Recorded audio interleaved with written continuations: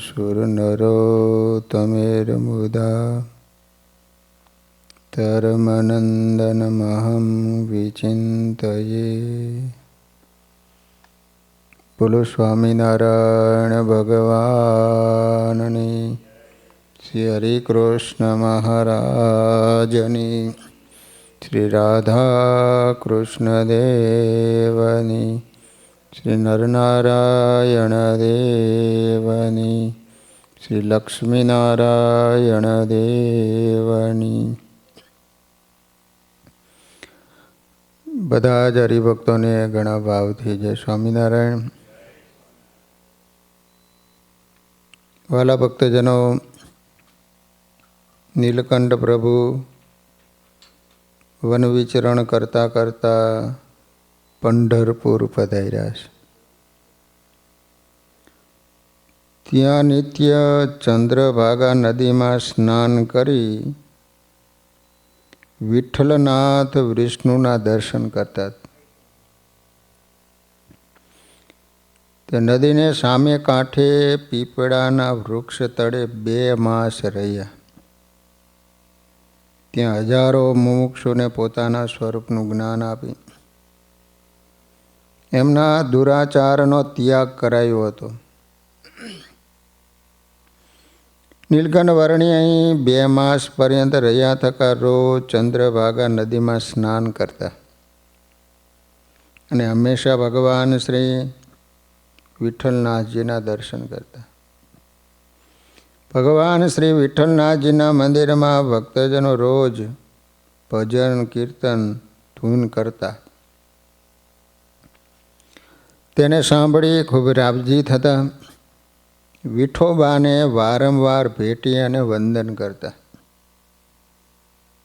એક દિવસ નીલકંઠ પ્રભુ ચંદ્રભાગામાં સ્નાન કરી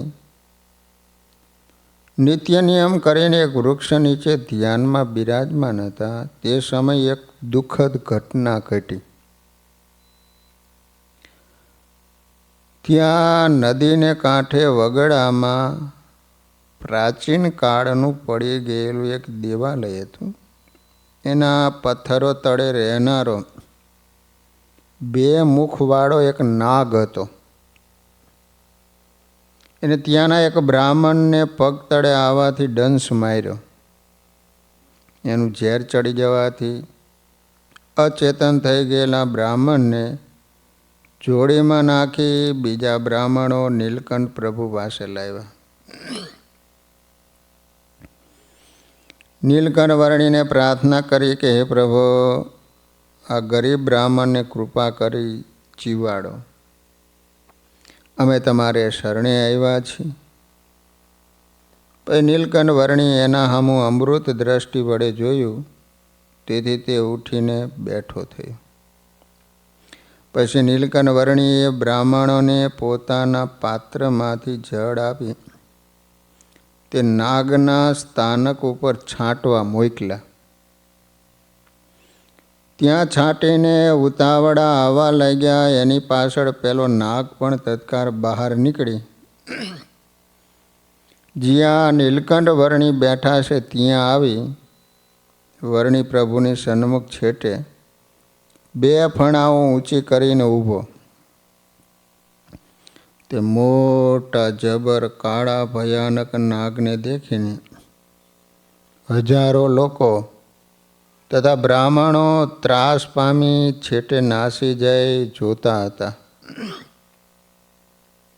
શ્રી હરિએ સ્વસ્થ બેઠા થકા પોતાની અંજલિમાં જળ લઈને એ નાગને છાંટ્યું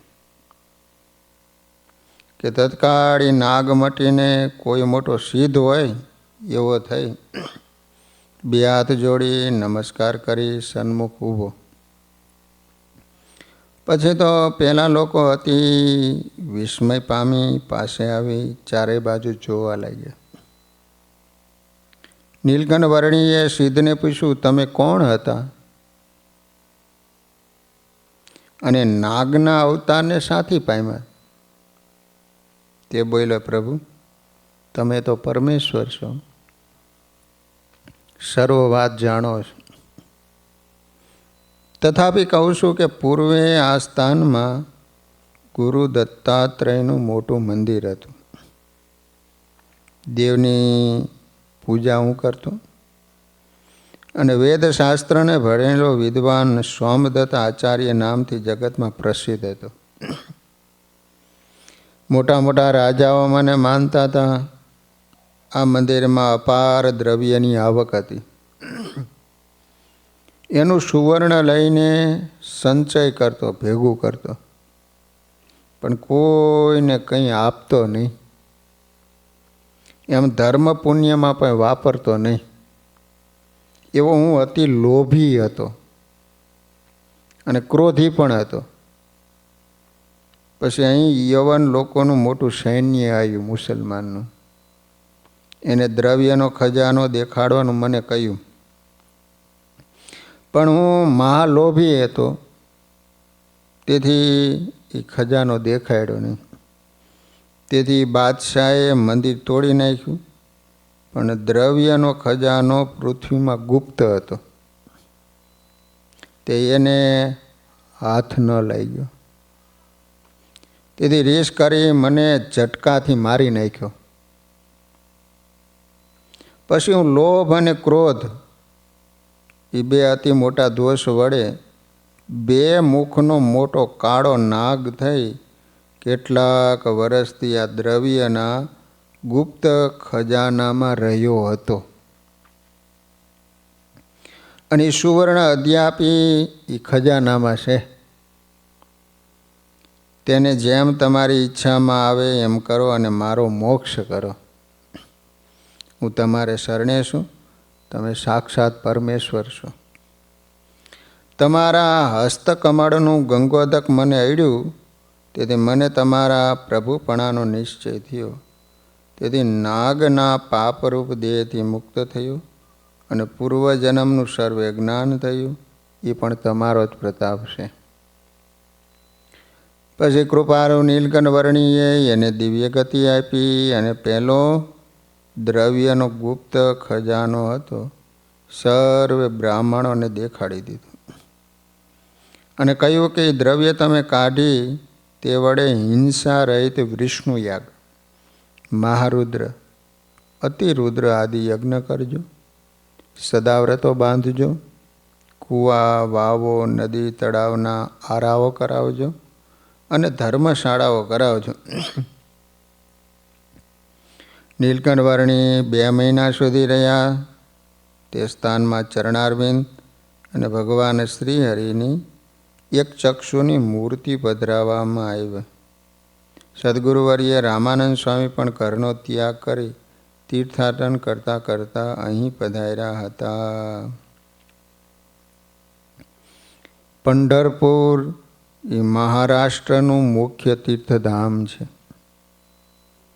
મહારાષ્ટ્રના સોલાપુર જિલ્લામાં 1503 ફૂટની ઊંચાઈએ આવેલા આ શહેરનો વિસ્તાર 10 ચોરસ માઇલ છે. આ તીર્થને પ્રાચીન પુંડલિકપુર પણ કહે છે. ચંદ્રભાગા અર્થાત ભીમા નદીની પાસે આ તીર્થ છે. અહીં શ્રી વિઠ્ઠલનાથજીનું શિખરબંધ મંદિર પૂર્વ દ્વારે છે. અહીં મંદિરમાં પોતાની કટી પર 2 હાથ રાખી ઊભેલા પંઢરીનાથ, જેને પાંડુરંગ પણ કહે છે,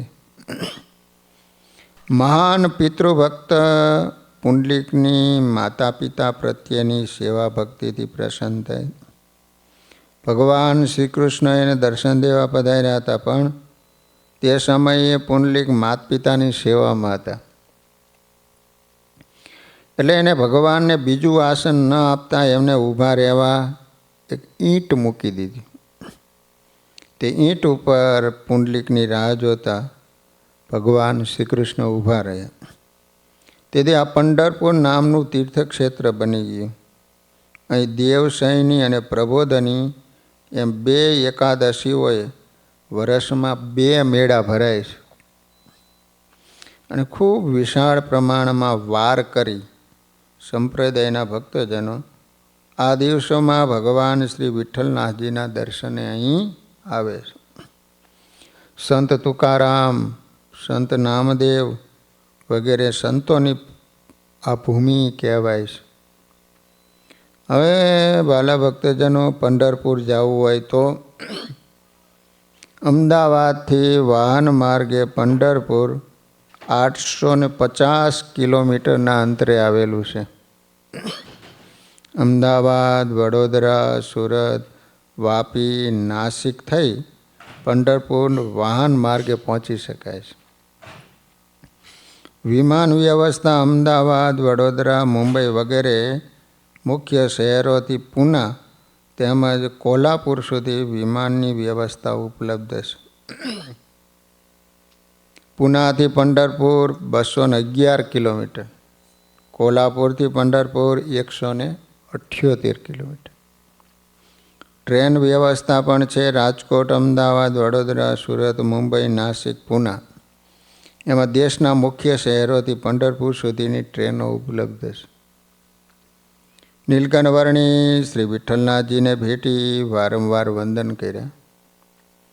ત્યાં અનેક લોકોના દુઃખોને ટાળી નીલકંઠ વર્ણી એકાએક ચાલતા થયા.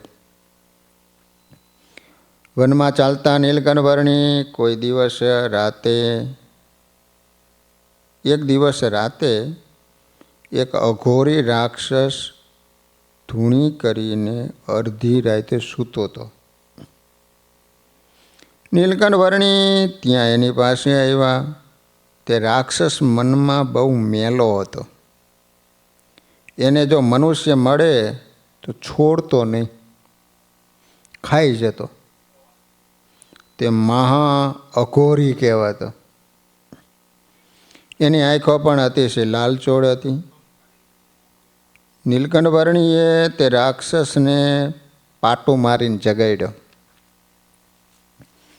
એનાથી જરાય ડર્યો નહીં. તે મહાવિકરાળ રાક્ષસ નીલકંઠ વર્ણીને દેખીને તત્કાળ પગમાં પડ્યો.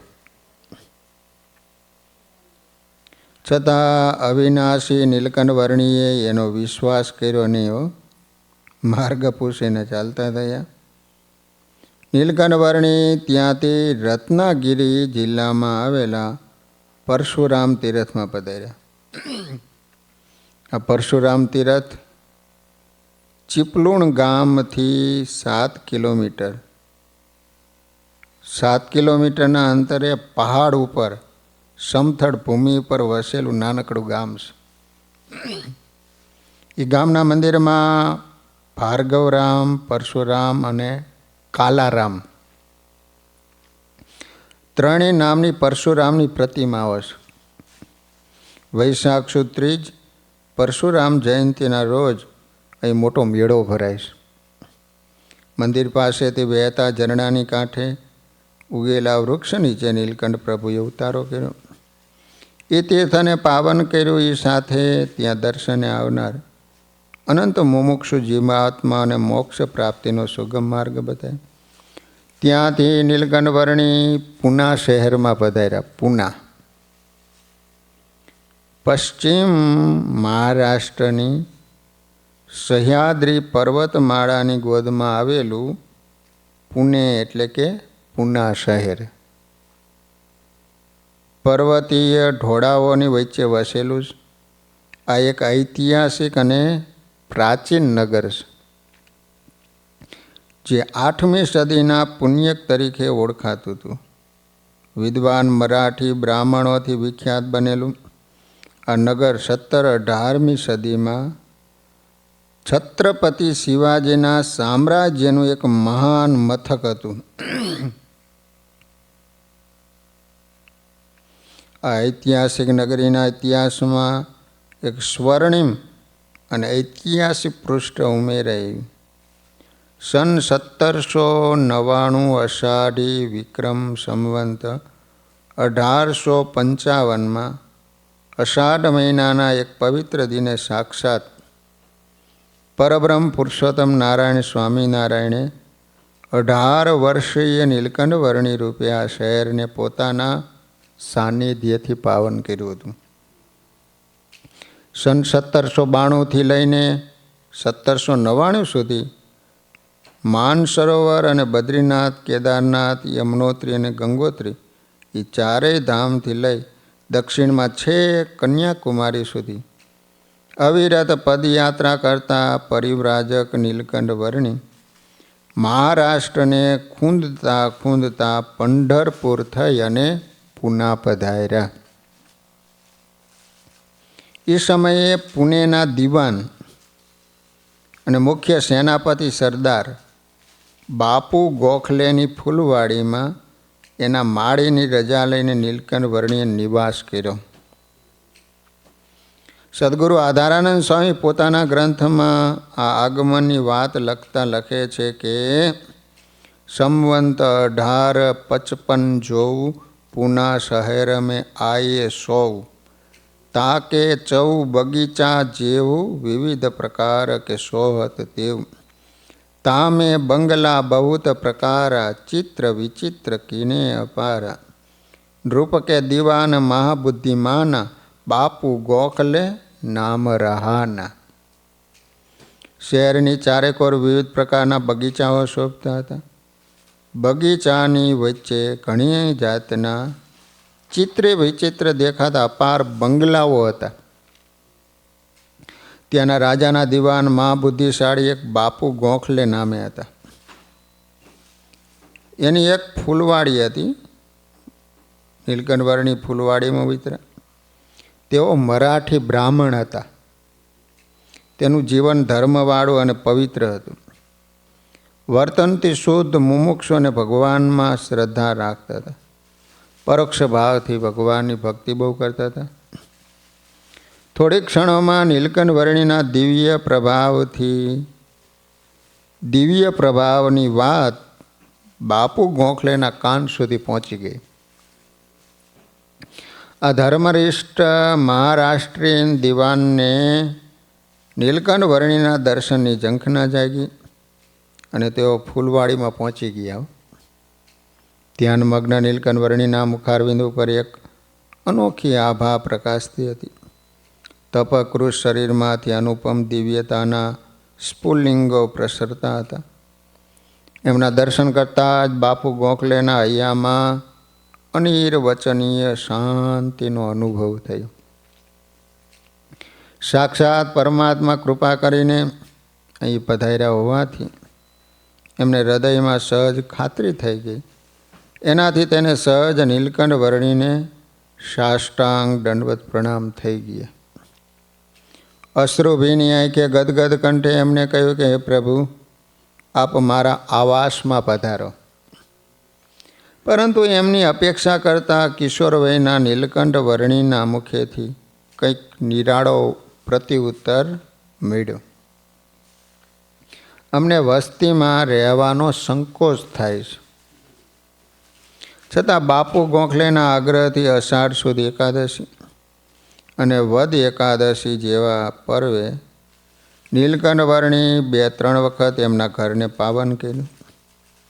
એમના દર્શન માત્રથી બાપુ ગોખલેના પત્ની આનંદીબાઈનું હૈયું પણ ભક્તિભાવથી છલકાઈ ઉઠ્યું હતું. તેઓ સુવર્ણ કટોરામાં ચંદન તૈયાર કરીને બાપુ ગોખલે દ્વારા સાક્ષાત પરમાત્માના ભાવથી નીલકંઠ વર્ણીને ચંદન ચર્ચી નિત્ય પૂજન કરાવતા. એટલું જ નહીં, ફૂલની ટોપી, ફૂલના તોરા, ફૂલના બાજુબંધ અને ફૂલના કડાથી નીલકંઠ વર્ણીને વિભૂષિત કરી હિંડોળે ઝુલાવતા હતા. સાંજે હાથમાં તંબુરો લઈને બાપુ ગોખલે અભંગના કીર્તન પદો ગાતા. બાપુ ગોખલે કોઈ વાર નીલકંઠ વર્ણીની પગચંપી કરતા. ચરણોમાં 16 ચિહ્નો જોઈને એમને ઘણો પ્રેમ થયો હતો. એમના પ્રેમનો તો કોઈ પાર જ નહોતો. એક વખત બાપુ ગોખલે નીલકંઠ વર્ણીને કહ્યું કે પ્રભુ, પેશવા અમારા રાજા છે, આપ આવી એને દર્શન આપો. આપે અનેક તીર્થો કર્યા, જપ તપ કર્યા, યોગ સાધ્યો, મહાન વનવાસ પણ કર્યો છે. જો એમને આપના દર્શન થશે તો એમાં એમનો અતિ યશ વધશે. કોઈ માણસને અજાણતા પણ એકાદ ક્ષણ જો આપના દર્શન થાય તો એને ભવાટવીનું ભટકણ રહે નહીં. એમ જ 184માં જન્મ મરણ ટળી જાય. કરોડો અશ્વમેઘ યજ્ઞ કરવામાં આવે છતાં આપના સિવાય સંસારથી છૂટવાનો બીજો કોઈ ઉપાય નથી. તે યજ્ઞ આદિકથી આપના દર્શનનું ફળ ઘણું ભારે છે. એટલા માટે આપના સુખકારી દર્શન રાજાને થાય એવી મારી વિનંતી છે. દિવાન બાપુ ગોખલેની વાત સાંભળી નીલકંઠ વર્ણી અમૃત રસ ભર્યા વચન બોલ્યા, હે બુદ્ધિમાન દિવાન, તમે સાંભળો. તમારા મનમાં તમને અમારા દર્શન કરાવવાનો ભાવ છે, પણ એ રાજા તો ખાનપાન વગેરેના સુખને પરમેશ્વર કરતાં પણ વધારે માને છે. જે પરમેશ્વર બધું આપે છે એના નામનું ઉચ્ચારણ પણ કરતા નથી. જેમાં જે સુખ દેખાય છે તે ભગવાનની સેવાનું જ પરિણામ છે. શ્રી હરિની સેવા વિના એમાં સુખ મળે નહીં. ભગવાનની સેવાનું સુખ અપાર છે. એને અણસમજો ગમાર માણસ કાંઈ સમજતો નથી. ભગવત સેવાનું સુખ ક્યારે નાશ પામતું નથી. દિન પ્રતિદિન એમાં ઉલ્લાસ વધતો રહે છે.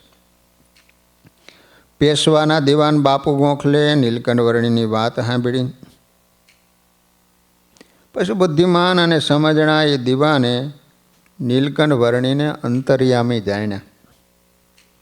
પછી એમને કહ્યું કે આપ નિશ્ચય કોઈ દેવ છો, મારો ઉદ્ધાર કરવા માટે પધાર્યા છે.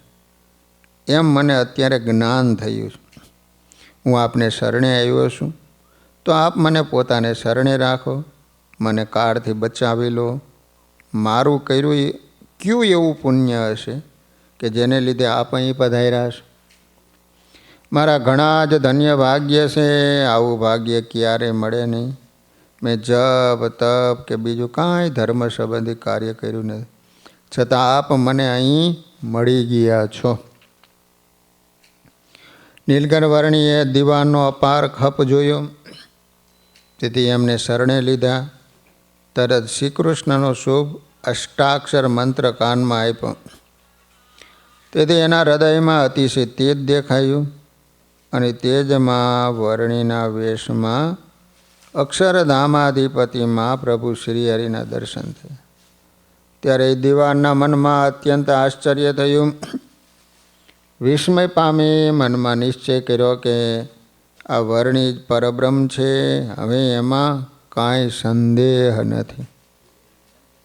બાપુ ગોખલે નીલકંઠ વર્ણીના એવા પરમ આશ્રિત બની ગયા.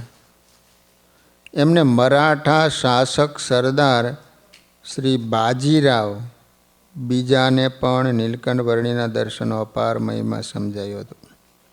બાપુ ગોખલેના મુખથી નીલકંઠ વર્ણીના દિવ્ય પ્રભાવની વાત સાંભળી પુણેના શાસક બાજીરાવને નીલકંઠ વર્ણીને મળવાની ઝંખના જાગી.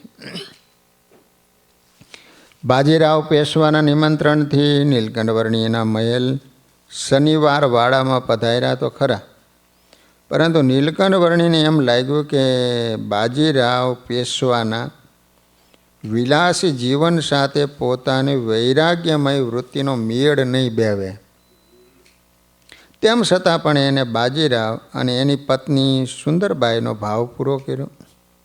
વિવિધ પકવાન બનાવી તેમણે નીલકંઠ વર્ણીને જમાડ્યા.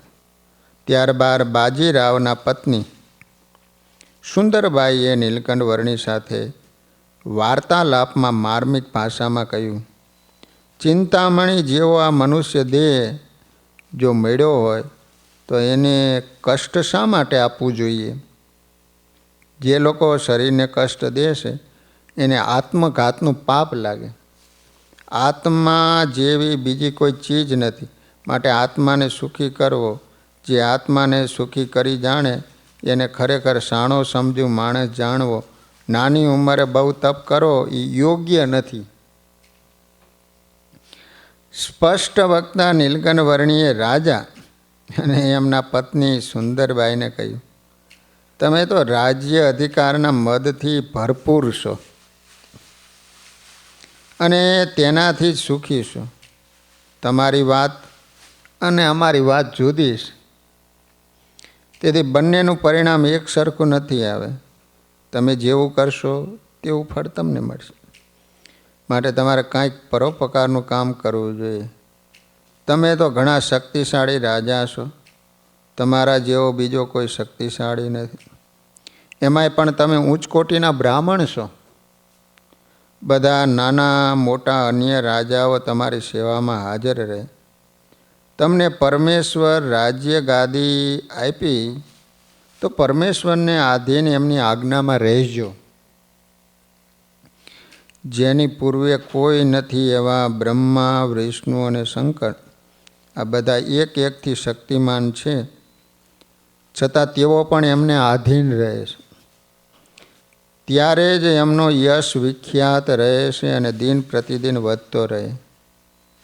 હે રાજન, તમે પૂર્વે બીજા બધા રાજાઓ કરતાં વધારે તપ કર્યું હશે, એટલે તમે બીજા કરતાં અધિક છો અને બીજા તમારે આધીન રહે છે.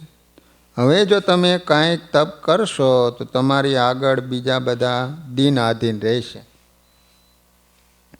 તપ કર્યા વિના તો બધા લોકો પરાધીન થાય છે. ઈશ્વર તપરૂપ છે, એમના હાથમાં અનંત ફળ રહ્યા છે. જે મનુષ્ય જેટલું તપ કરે તેને તેટલું ફળ તેઓ આપે છે. જે દેવો અને મનુષ્યો છે એ બધા પરાધીન વર્તે છે. એ બધું સ્પષ્ટ નજરે દેખાય, છતાં જે પાપમાં રચો પૈચો હોય એને એ દેખાતું નથી. જેને પાપરૂપ પડળ આવી ગયા હોય ને એને અધર્મ કરવામાં ભાવ વધે. રાજા બધી પ્રજાનો પિતા છે અને પ્રજા રાજાના પુત્ર સમાન. તેમાં જે ધર્મપ્રેમી રાજા હોય એ પ્રજાની રક્ષા કરે છે. પણ જો પ્રજાને અધર્મ રાજા મળી જાય તો પ્રજા મહા દુઃખને પામે. પ્રજા જ્યારે દુઃખી થાય છે ને ત્યારે એની પોકારને પરમેશ્વર સાંભળે છે અને ત્યારે પરમેશ્વર હર કોઈ દ્વારા પ્રજાનો દુઃખથી ઉદ્ધાર કરે. પરમેશ્વરના જેવો બીજો કોઈ સમર્થ નથી. જેને સહાય કરનાર કોઈ ન હોય એના સહાયક ભગવાન છે. ત્યારે પ્રજા ધર્મવાળી હોય છે ને ત્યારે એના પોકારને પરમેશ્વર કાનો કાન સાંભળે. અધર્મી માણસની વાતને પરમેશ્વર ક્યારે સાંભળતા નથી. ભલે અધર્મી નજીક હોય તો પણ એ પરમેશ્વરથી દૂર જ છે.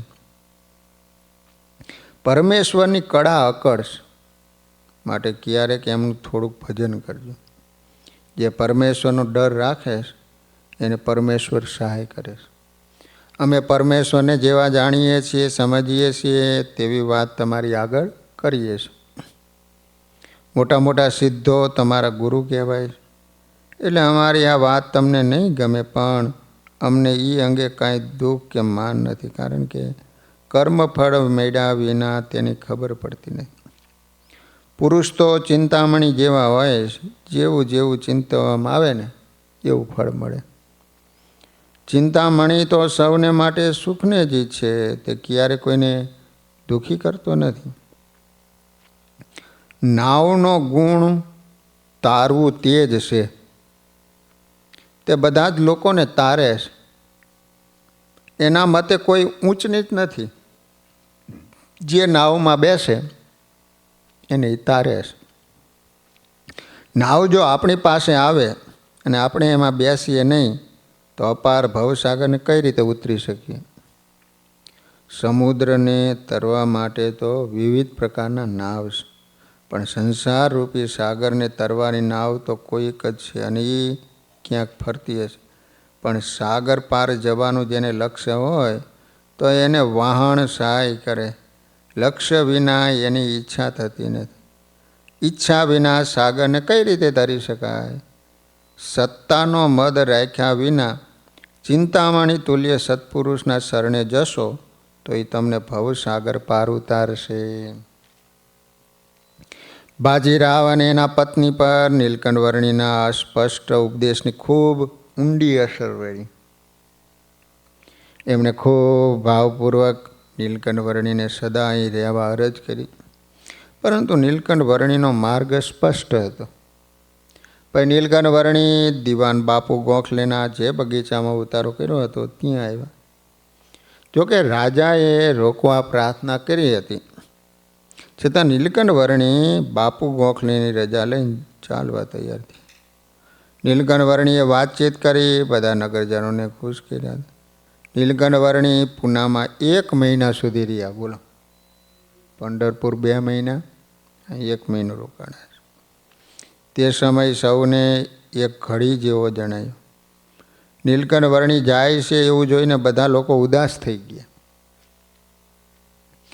વિનંતી કરવા લાગ્યા કે હે દીનબંધુ, અશરણ શરણ આપ લોકોનો ઉદ્ધાર કરનાર છો. અમે આપનું શરણ લીધું છે, હવે અમને સંસાર સાગરથી પાર ઉતારો.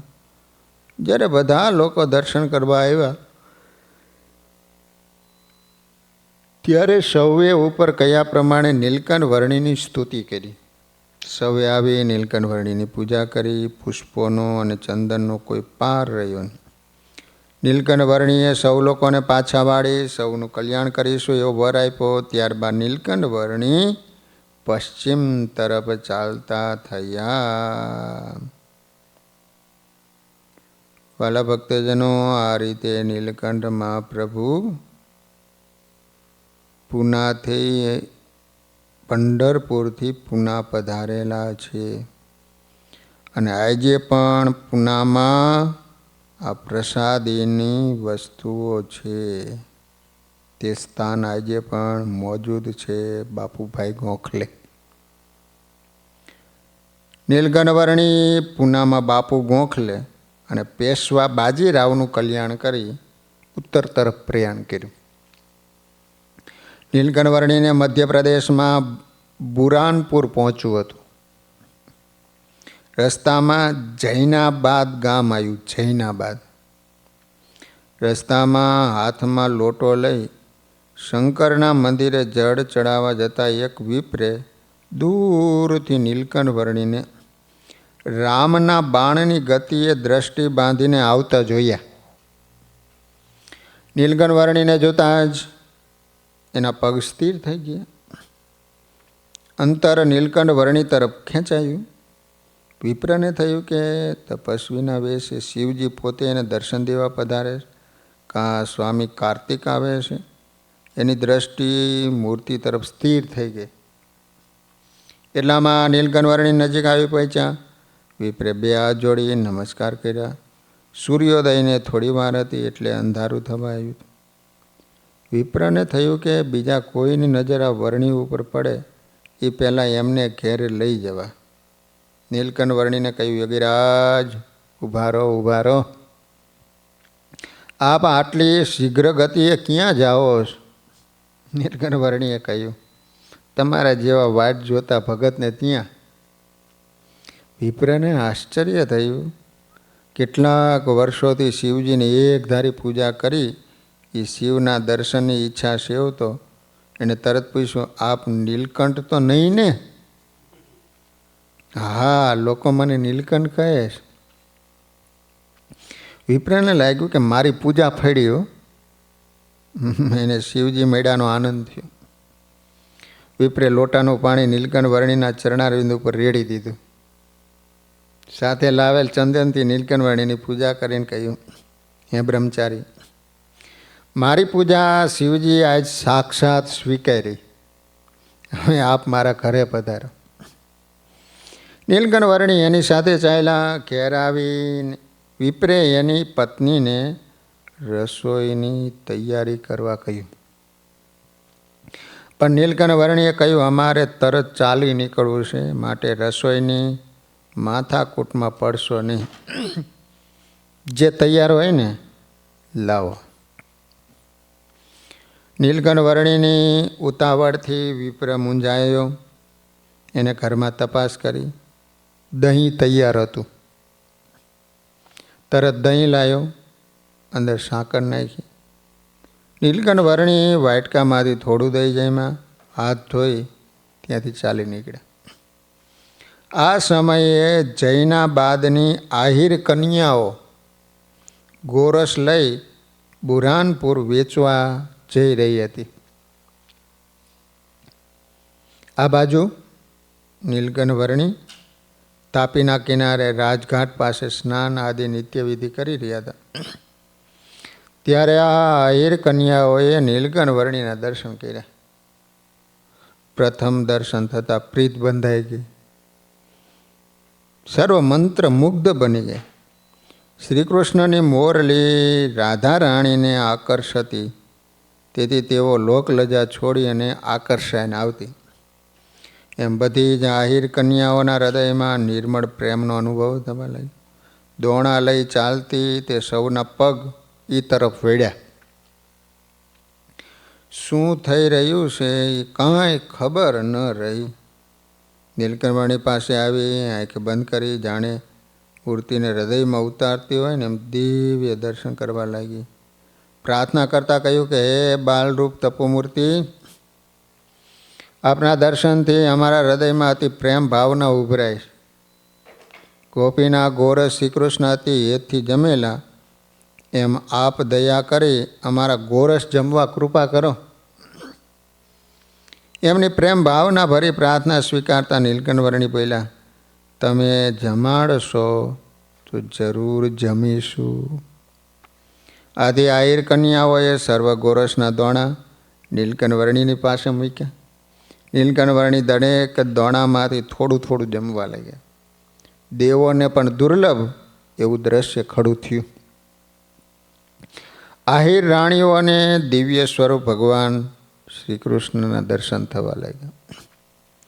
નીલકંઠ વર્ણી જમી રહ્યા. દિવ્ય દર્શનથી કૃતકૃત્ય થયેલી આહિર કન્યાઓએ કલ્યાણના કોલ માંગ્યા. અતિ પ્રસન્ન થયેલા નીલકંઠ વર્ણી બોલ્યા, જાઓ, તમે સર્વ કચ્છ દેશને વિશે જન્મ લેશો. ત્યાં અમારો જોગ થશે. અમારે વિશે પતિવ્રતાની નિષ્ઠા કેળવી સર્વોપરીપણાની ભક્તિ કરી અમારી મૂર્તિમાં રસબસ ભાવે સમાઈ જાય છે. આહિર કન્યાઓ પ્રેમ અશ્રુ વહાવતી ગદગદ થઈ અને ઘર તરફ જાય. નીલકંઠ વર્ણી ગામ બહાર આવ્યા. તાપી નદીનો સુરમ્ય તટ નીલકંઠ વર્ણીએ જોયો. સામે કિનારે બુરહાનપુર શહેર દેખાયું. ત્યાંથી ચાલ્યા તાપીના દક્ષિણ કિનારે આવ્યા. અહીં તાપી અને મૌના નદીનો સંગમ થાય છે.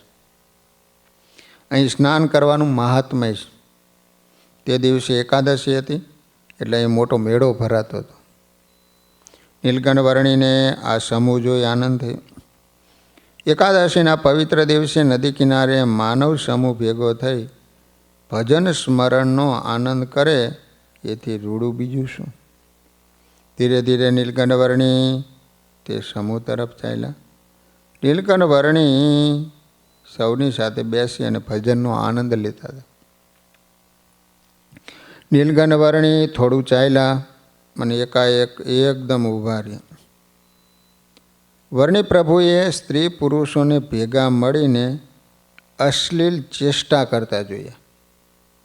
શ્રી કૃષ્ણની દિવ્ય લીલારૂપી રાસમાં આત્મા પરમાત્માના મિલનનો ભાવ હતો. જ્યારે એનું અનુકરણ કરી રહેલા આ ટોળામાં નીલકંઠ વર્ણીએ બીભત્સતા જોઈ. ગાંડા બનીના લોકોનું ભાન ભૂલી ગયા હોય એવા અશ્લીલ ભાવમાં સૌ દેખાયા. ભગવાનની લીલામાં રહેલો દિવ્ય ભાવ વિસારી એ લીલાને મનુષ્યોએ પોતાની મલિન વાસનાનું પોષણ કરવા ફક્ત આ પ્રકારની પ્રણાલી બનાવી દીધી. વર્ણી પ્રભુએ ક્યાંય શુદ્ધ ભક્તિનો ભાવ જોયો નહીં. તેઓ ધીરે ધીરે પાછળ ખસી ગયા. સંગમ ઉપર આવ્યા. અહીં પણ સ્ત્રીઓ નગ્ન દશામાં સ્નાન કરતી જોઈ તેઓ પાછા વળી ગયા. નીલકંઠ વર્ણીએ જોયું કે પુરુષો પણ એ જ આરા ઉપર સ્નાન કરતા હતા અને દ્રષ્ટિ દ્વારા એમની વાસના પોષતા હતા. પ્રકૃતિ અને પુરુષની વિકૃતિ વર્ણી પ્રભુએ જોઈ. વિચાર કરતાં તેઓ ઊંડા ઉતરી ગયા. એમ વિચારમાં ચાલતા એકાંત સ્થાને આવ્યા.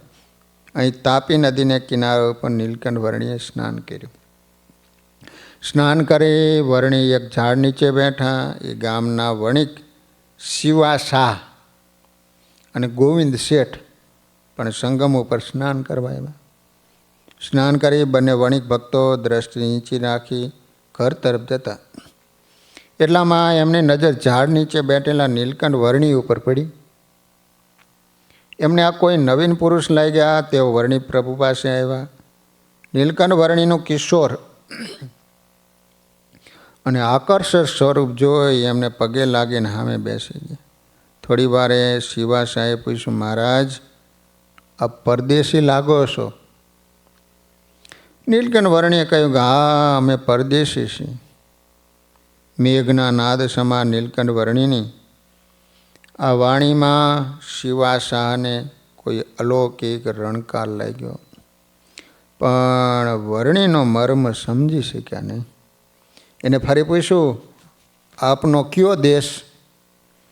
સબ ભૂમિ ગોપાલ કી. ચતુર વણિક આ શબ્દોથી ચમક્યો. ગોવિંદ શેઠને વાતમાં રસ પડ્યો. એમણે તરત પૂછ્યું, તો પરદેશી છો તેમ કેમ કહો છો? નીલકંઠ વર્ણીએ હસ્યાને કહ્યું, તમે ઓળખ્યા નહીં તેથી. બંને વણિકો મુમુક્ષુ જીવ હતા. તેઓ સમજી ગયા કે નક્કી ગોપાલ જ આ સ્વરૂપે પધાર્યા છે. નીલકંઠ વર્ણીને પોતાના ઘરે પધારવા વિનંતી કરી. તેથી પ્રગટ પ્રભુને પીછાણ્યા, જોગીરાજ અને જગદીશ જાણ્યા. પછી વિનંતી કરી બહુ પેર, ઘનશ્યામને લઈ જવા ઘેર. અનુકંપા કરો પ્રભુ આજ, મારે ઘેર આવો મહારાજ. તાપી ઉતરીને તત્કાળ, એને ઘેર પધાર્યા દયાળ. બંને વણિકોનો ભાવ જોઈ નીલકંઠ વર્ણી એના ઘરે જવા તૈયાર થયા. પછી તાપી નદી ઉતરી અને સામે કિનારે પહોંચ્યા. વિપ્ર બાપુભાઈ અને ભગવાન અને રામકૃષ્ણ આ પવિત્ર બ્રાહ્મણો પાસે શેઠે રસોઈ કરાવી. નીલકંઠ વર્ણીની પાસે બેઠેલા શિવા શાહ અને ગોવિંદ શેઠ બંને નીલકંઠ વર્ણી તરફ એક દ્રષ્ટિ જોઈ રહ્યા. તેથી નીલકંઠ વર્ણીએ એને કહ્યું, શેઠ, બહુ જન્મોના અંતે જે જ્ઞાન થાય એ પરમાત્માને પામે. માટે પરમાત્માને પામવાનું સાધન જ્ઞાન છે. અને જ્ઞાનને પામવાનું સાધન પ્રગટ પરમાત્મા અર્થાત એમના સંતો છે. પૂર્વના સંસ્કારથી પ્રગટ ભગવાન કે એમના સંતનો યોગ થાય. પરમાત્મા મુમુક્ષુને બુદ્ધિયોગ આપે. બુદ્ધિયોગથી પરમાત્માના સ્વરૂપનું જ્ઞાન થાય અને જ્ઞાનથી પરમાત્માના સ્વરૂપનું વિજ્ઞાન સાક્ષાત્કાર થાય. ત્યારે જીવનો મોક્ષ થાય. બંને વણિક ભક્તો મુમુક્ષુ હતા. એમને નીલકંઠ વર્ણીની વાતમાં રસ પડ્યો. એમને લાગ્યું કે પૂર્વના સંસ્કારથી આજે એમને આ બાળ યોગી નીલકંઠનો યોગ થયો. તેઓની કૃપાથી એમની બુદ્ધિ સતેજ થઈ. તેથી આ વર્ણી પ્રભુના સ્વરૂપનું જ્ઞાન થયું. તેઓના સ્વરૂપનો સાક્ષાત્કાર કરાવવા વર્ણીને રોકી દેવા. તેઓએ આવો વિચાર કર્યો. એટલામાં રસોઈ બનાવનાર વિપ્રોએ બૂમ પાડી, રસોઈ તૈયાર થઈ ગઈ છે. નીલકંઠ વર્ણી તરત ઊભા થયા. શાલિગ્રામને થાળ ધર્યો. પોતે બધું અન્ન ભેગું કરી એમાં પાણી નાખી ચોળીને પી ગયા. વિપ્રો અને વણિક શેઠ આ જોઈ રહ્યા. આવી સુંદર સ્વાદિષ્ટ રસોઈ ચોળીને પાણીમાં મેળવી વર્ણીરાજ જમી ગયા. વિપ્રોએ કહ્યું, યોગીરાજ, મહા મહેનત કરી અમે એક એક વાનગી તૈયાર કરી. આપને જમાડવાના ઉમંગથી આ વાનગીઓ સ્વાદિષ્ટ બનાવી અને આપ તો બધું ચોળી પાણી નાખીને પી ગયા. નીલકંઠ વર્ણીએ આ સાંભળી હસ્યા અને કહ્યું, સ્વાદનો વિચાર કરીએ તો વૃત્તિ સ્વાદમાં જાય. વૃત્તિ તો સદા પરમાત્માના સ્વરૂપમાં રાખવી. એક ક્ષણ પણ એના સ્વરૂપમાંથી વૃત્તિ ચલાયમાન થવા ન દે. પંચ વિષયના પોષણમાં ચિત્તની વૃત્તિને પરોવી રાખીએ તો જીવ વિષય થઈ જાય. એને વિષયના રાગથી મુક્ત કરી પરમાત્માના સ્વરૂપના અખંડ સુખનો ભોગી બનાવવા ચિત્તની વૃત્તિ પ્રગટ પ્રભુમાં અખંડ જોડી રાખ. એ વૃત્તિ વિષયમાં આસક્ત થાય તો પરમાત્માના સ્વરૂપમાં ન જોડાય. વિપ્રો અને વણિકો નીલકંઠ વર્ણીની વાણીનું રહસ્ય સમજી ગયા. વણિક ભક્તોનો ભાવ જોઈ નીલકંઠ વર્ણી રાત્રિ રોકાયા. બીજે દિવસે ત્યાંથી વહેલી સવારે નીકળી રાજઘાટે જઈ સ્નાન કર્યું. એ સમયે ત્યાં સ્નાન આદિ ક્રિયા કરતા દૈવી જીવોએ નીલકંઠ વર્ણીના દર્શન કર્યા. અતિશય તપથી વર્ણીનું શરીર કૃશ થઈ ગયું હતું. છતાં એના મુખ ઉપરની અદ્ભુત ક્રાંતિથી તેઓ આકર્ષાયા. તેઓએ નીલકંઠ વર્ણી પાસે આવી વ્રત ધારણ કર્યા. નીલકંઠ વર્ણી તે પછી નિત્ય કર્મ પરવારી અને ત્યાંથી ધૂલે ગામ તરફ પધાર્યા. વાલા ભક્તજનો, આ રીતે ભગવાન પુરનપુર પધાર્યા. હવે ધૂલે ગામ પધારશે. સહજાન સ્વામી મહારાજની